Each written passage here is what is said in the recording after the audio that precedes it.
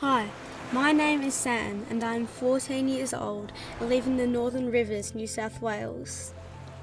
Over the past few years, I've been developing a stronger connection with animals and nature. I've been coming to many realizations over the past few years, and one of the biggest changes I've made is eating a plant-based diet. And this is my story. My journey started with my parents not eating meat. Both my mum and dad had realised that eating this way was not the way forward into the future. I went along with it, not really thinking about it much, but when I moved from a very suburban area, I started to see animals a lot more. When I looked into a cow's eyes, I could see my dog Nellie in them and started to realise that we were all the same.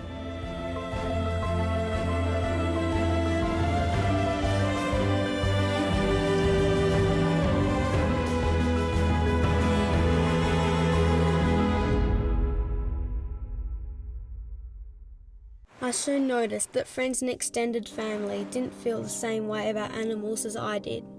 I was confused that they said they loved animals, but still ate them. Whenever this was brought up in conversation, I was met with justification and ignorance. I felt the problem was just so big and barely anybody else cared. How would people want to talk to me about the issue if they didn't agree with what I was saying? Soon I started to learn about factory farming and slaughterhouses and realised I'd never really thought about where meat had really come from. But in the dairy industry, she is forced to have a baby every year. And their babies are only with them for maybe a day or 2 or 3. And then if they're girls, they're taken away and they're given formula. If they're boys, usually they're killed within 5 days. In this day and age, there is so much death and destruction on the planet. There's so much killing of all things in nature. And the reality is where meat comes from is from an animal that needs to be slaughtered. And my position is if you're not willing to kill the animal yourself, you really shouldn't be eating the meat. Okay, so it doesn't matter if the animal you're eating is organic meat, sustainable meat, or free range. They all end up in the same slaughter truck, going to the same abattoirs, being killed exactly the same way, which is awful for them. One thing about the organic animals, or the animals that have come off a smaller property, they've been given more attention and they've been given more love, so they understand more deeply when they go into the slaughterhouse exactly what's happening to them.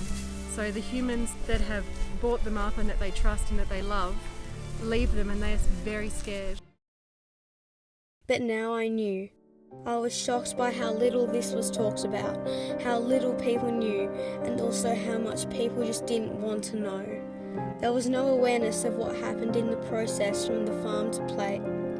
And if there was, I was met with the same story, them not wanting to talk about it or stop and allow themselves to think about how they really felt about eating animals. I started to discover that the meat industry was also having a massive and devastating impact on the environment and climate change. Animal agriculture uses up an enormous amount of land, with livestock covering 45% of the Earth's total land. The land needed to grow crops to feed the animals, combined with the land they need to graze, totals 75% of all land dedicated to food production on the Earth. And currently 36% of the world's edible crops are fed to farm animals.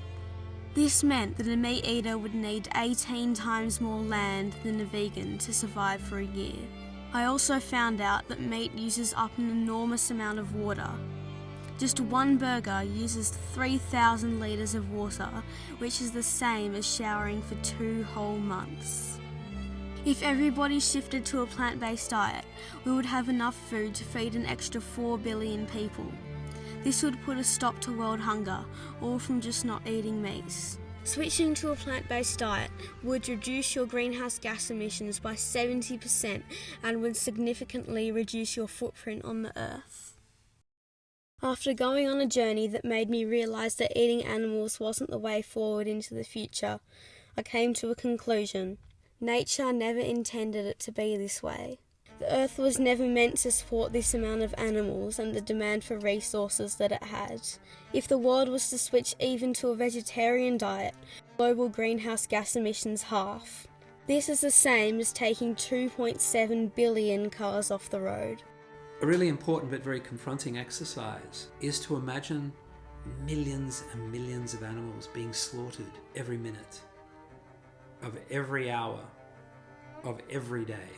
A killing machine, like a wave going all around the planet, constantly happening. And then understanding the impact of the stress that these animals go through. It emanates an energy of death on the planet. And I also discovered that for me, ending an animal's life was something that I would not be able to do. I realised that no matter what body you were placed in, we were all still the same. Nobody wants to be taken away from their mother. Nobody wants to be cramped in a truck zooming down the highway. Nobody wants to be tortured and see their friends die a painful death right in front of them. Nobody wants to die this way. So I want you to ask yourself these 3 questions. Would you be okay spending a day in an abattoir? Would you be okay slitting the throat of an animal? And would you be okay chopping it up into pieces? If you are not okay with doing that, these are some of the things you can do. If you want to get more educated on the issue, check out these documentaries. They are a great place to start and they really helped me on my journey. Try reducing your meat and dairy consumption and swap for some plant-based meals instead. At the very least, think about where you get your meat from. Is it from the local farmer or is it from a supermarket? This can be one of the first steps on going on your journey. There's nothing kind about taking the life of somebody who doesn't want to be killed. And I think that if we were able to make a commitment to a time of extended non-violence and to not ingest the flesh of animals, I think it would create an opening for us to connect more deeply with the reality of our responsibility to belonging to the planet. If we confronted the reality of this and saw what was happening for what it is, I think that would have a really important impact on you in terms of making a decision about what's best for the planet right now and what's best for humanity moving forward. Get out and spend time in nature. Try and appreciate this gift that we are all connected to and that keeps us alive. Connect more with animals, look into their eyes and see that that animal doesn't need to die for you to eat.